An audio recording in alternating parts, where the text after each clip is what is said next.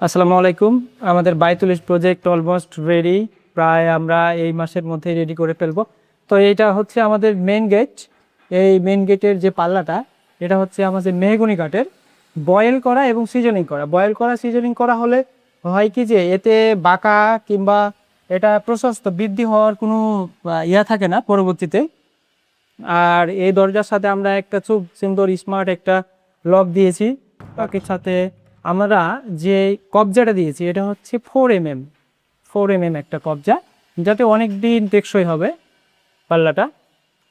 আর খুব সুন্দর আমরা একটা ঠিকঠানে দিয়েছি, যেটা অনেক সুন্দর এবং ভালো। আর ভিতরের যে পাল্লাগুলো এগুলো আমরা সুপার বোর্ডের সলিড ফ্লাশ ডট দিয়েছি। এটার একটা বিশেষত্ব হচ্ছে আমাদের চারিপাশে 2 ইঞ্চি করে আমাদের কাঠের একটা ফ্রেম আছে। আর তার সাথে পুরোটাই ফিল আপ, একদম ফাঁপা না, পুরোটাই লিকারের একদম সুন্দর ভরাট আছে, যার কারণে দরজাটা অনেক টেকসই হবে। আর সাথে আমরা একটা রাউন্ড লকও দিয়েছি।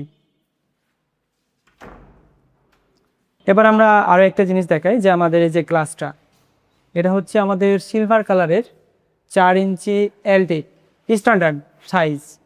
আর আমাদের যে গ্লাসটা আছে সেটা হচ্ছে 6 mm আপনার লেগ ব্লু গ্লাস, যার ভিতর দিক থেকে বাইরে সব কিছু দেখা যাবে। আর যেহেতু লেগ ব্লু, এই কারণে বাইরের দিক থেকে ভিতরে কোনো কিছুই দেখতে পাওয়া যাবে না। আর এটার আরও একটা বিশেষত্ব আছে যে আমরা এই যে থাইটা লাগিয়েছি, এটার এমন একটা সুন্দর আছে যে ক্লাসিক।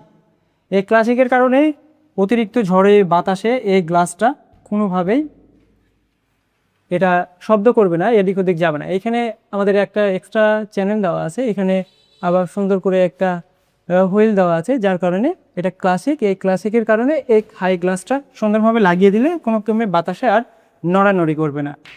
এর সাথে আরও একটা জিনিস আছে যে আমাদের এখানে আমরা যে লকটা দিয়েছি এটা হচ্ছে আপনার একটা থাইল্যান্ডের লক।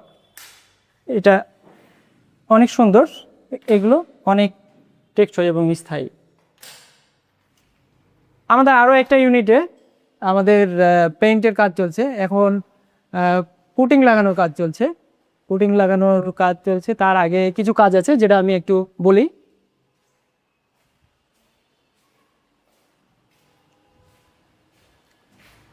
আমাদের এই ইউনিটে লাইম পুটিংয়ের কাজ চলছে। লাইম পুটিংয়ের আগে আমরা প্রথমে এই ওয়ালগুলোতে সিলার লাগানোর কাজ করেছি। সিলারের পরে আমরা এই ওয়ালগুলোকে সারফেস নিয়ে আসার জন্য আবার ক্লিন করেছি, ঘষামাজি করে ক্লিন করেছি। ক্লিন করার পরে 2 কোট পাট্টি লাগানো হয়েছে। 2 কোট পাট্টি লাগানোর পরে এখন যে কাজটা দেখালাম সেটা পুটিংয়ের কাজ চলতেছে। পুটিংয়ের পরে আবার আমরা এটাকে মেশিন দিয়ে সারফেস নিয়ে আসার জন্য, এত পরিমাণ সিল্কি হবে এটা, সারফেস নিয়ে আসার জন্য আবার আমরা মেশিনের মাধ্যমে এটাকে ক্লিন করব।